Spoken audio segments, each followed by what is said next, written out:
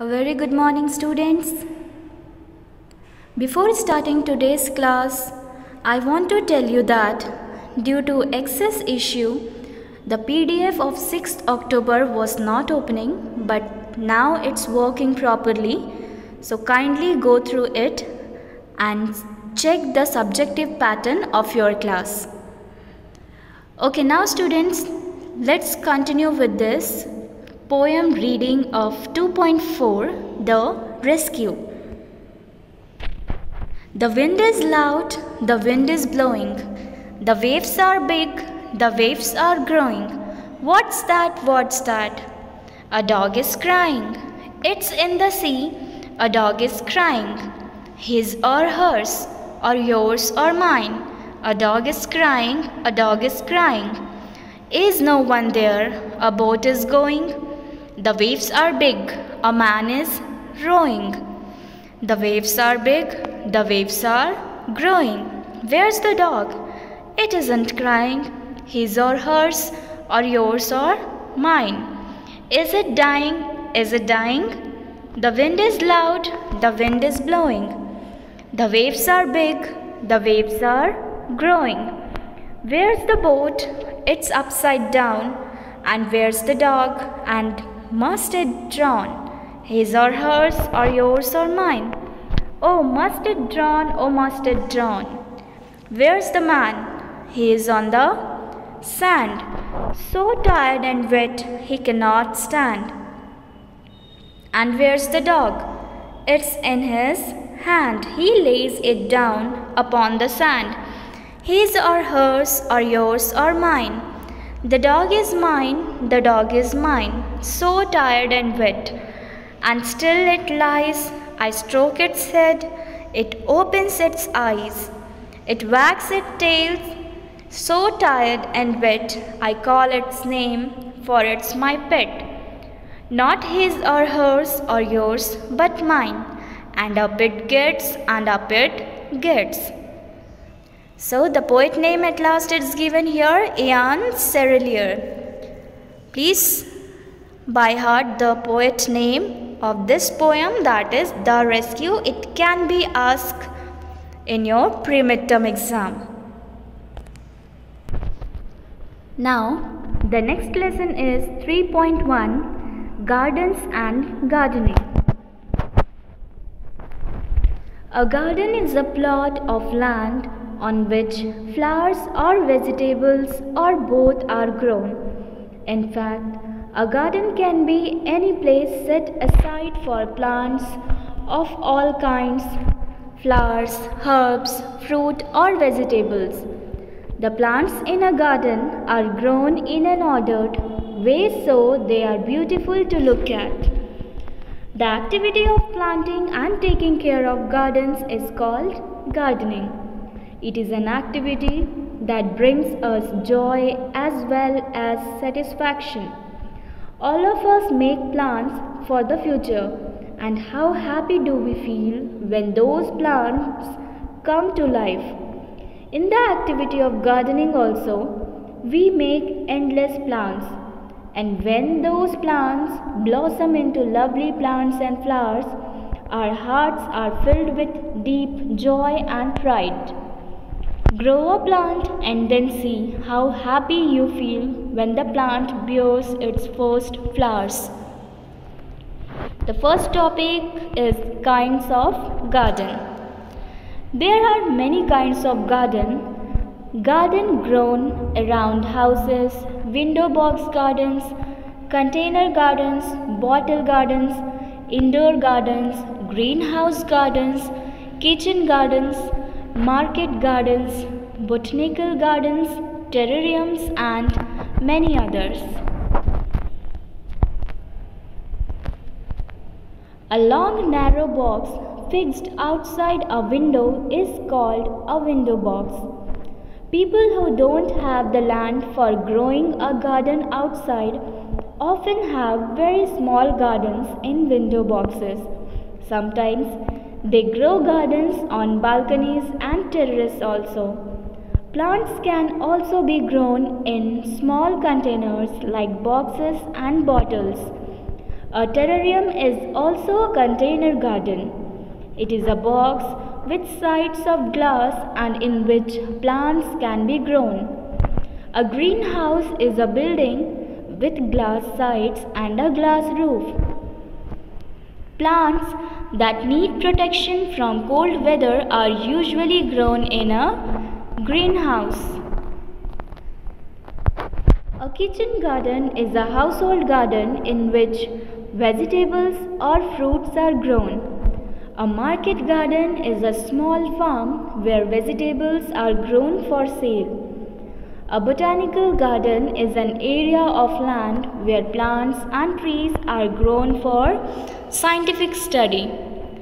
Some gardens are grown to suit a certain kind of soil or climate, such as we have rock gardens or desert gardens. Some have a particular style of planting, such as Japanese or English. Some have only one kind of plant in all its varieties, such as a rose garden. Others may have plants of just one or two particular colors. In fact, the possibilities are endless.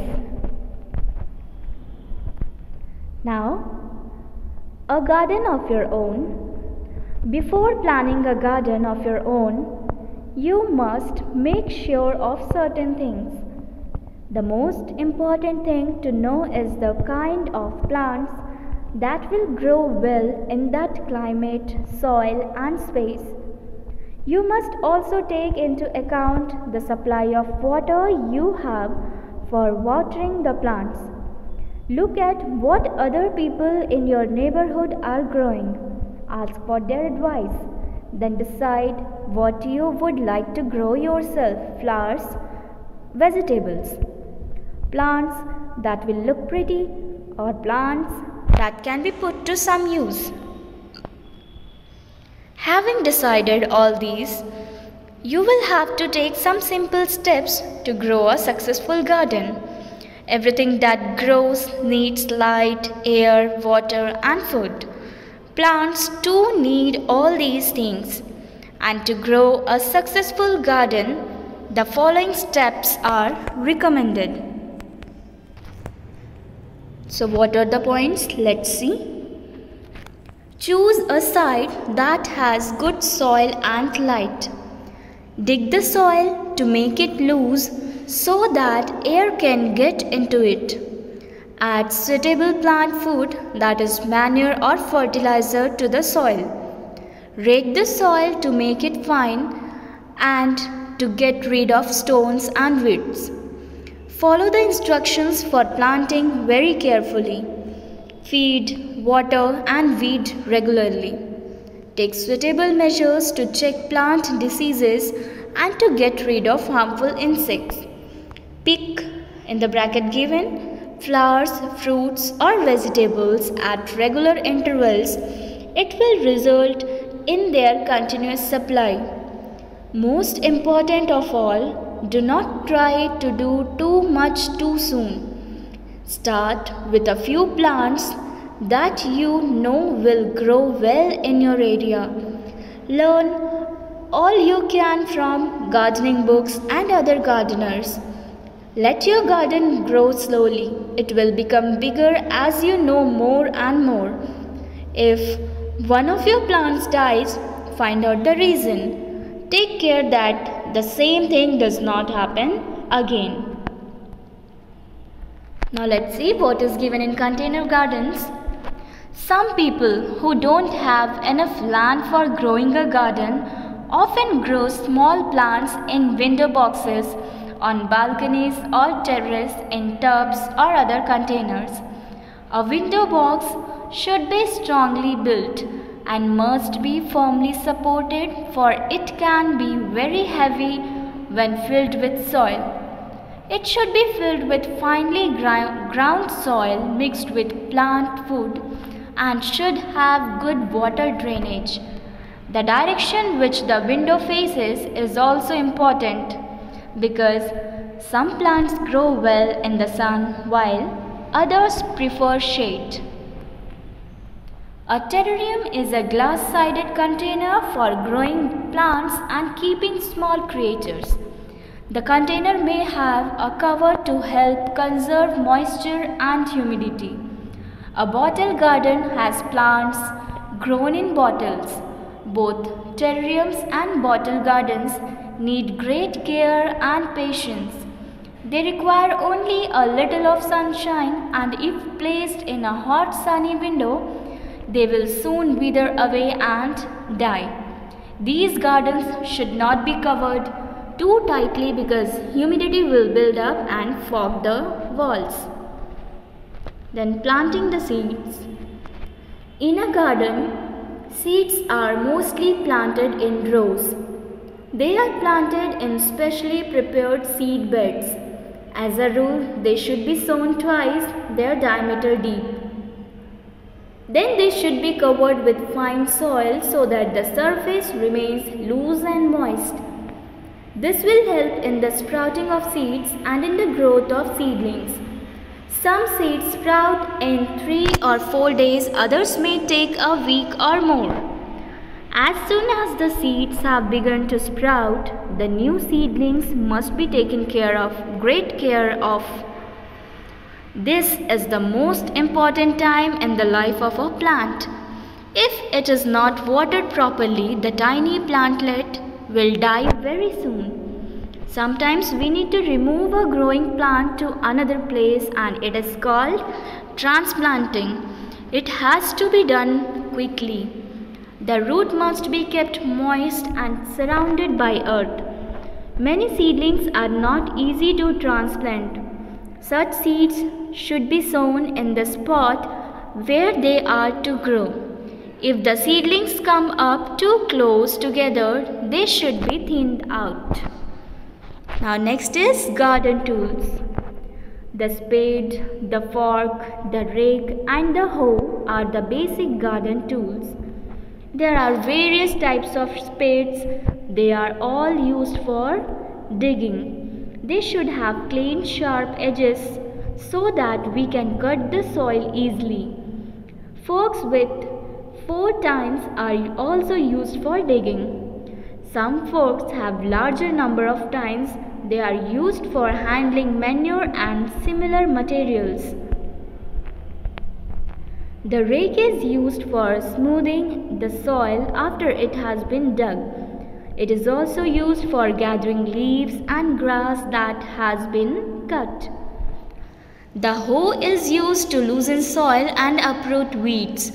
There are various types of hoe. The most common is the Dutch hoe.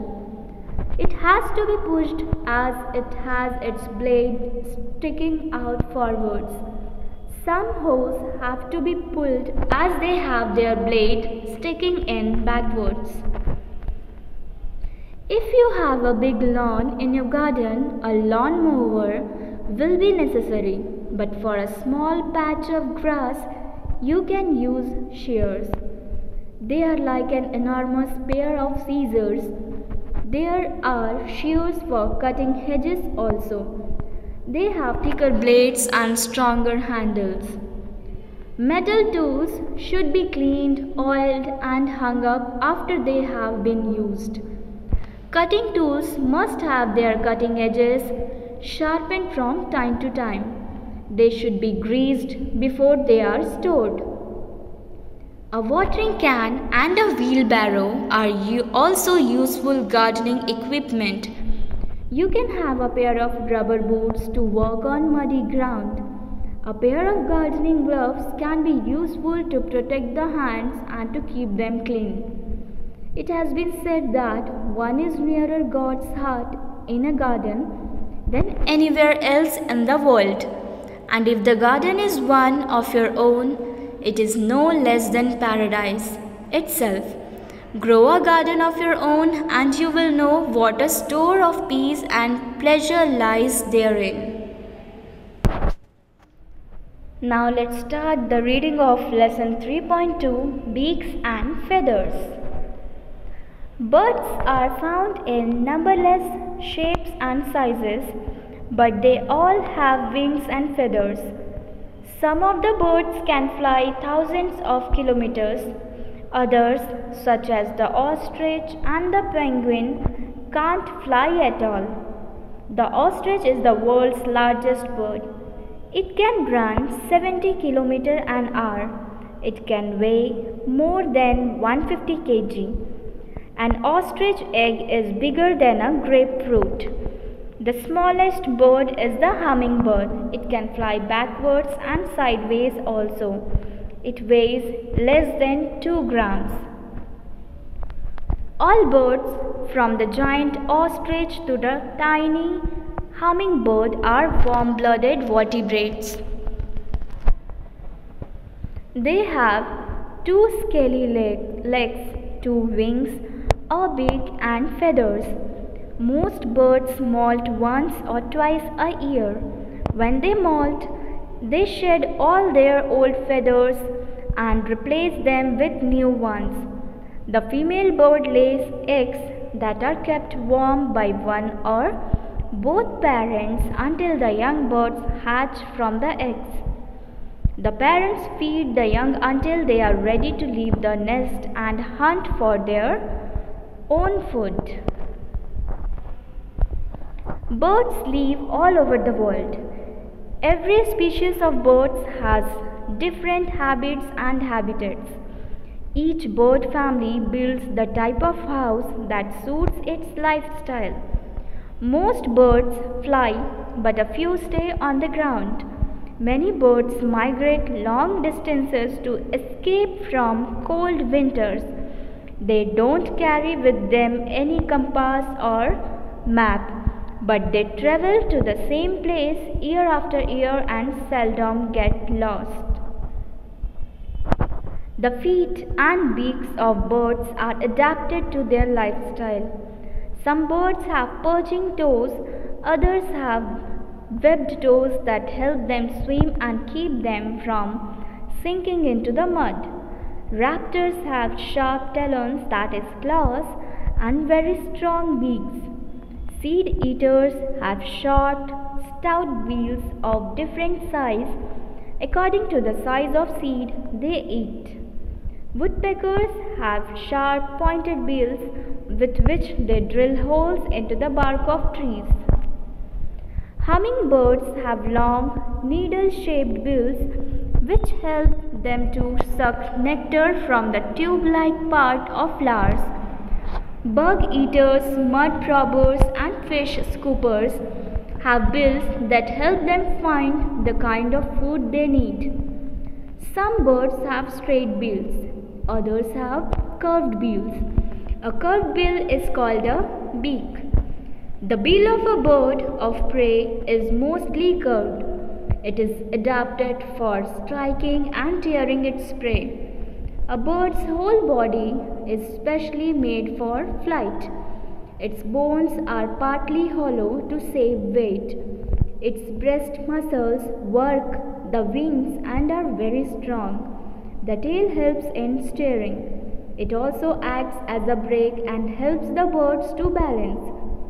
Large birds can flap their wings slowly and float on air currents. Small birds have to flap their wings fast to stay in the air. All birds lay eggs. Most birds are busy parents. They work hard to rear their young. Some, like the cuckoo, lay their eggs in the nest of other birds and leave them there for foster parents to hatch and rear.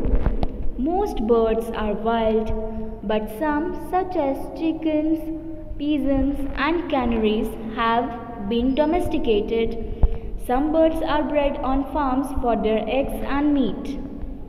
Let's have a closer look at some fascinating members of the feathered fellowship. Eagles are raptors, that is, birds of prey. Most eagles are larger than any other raptors.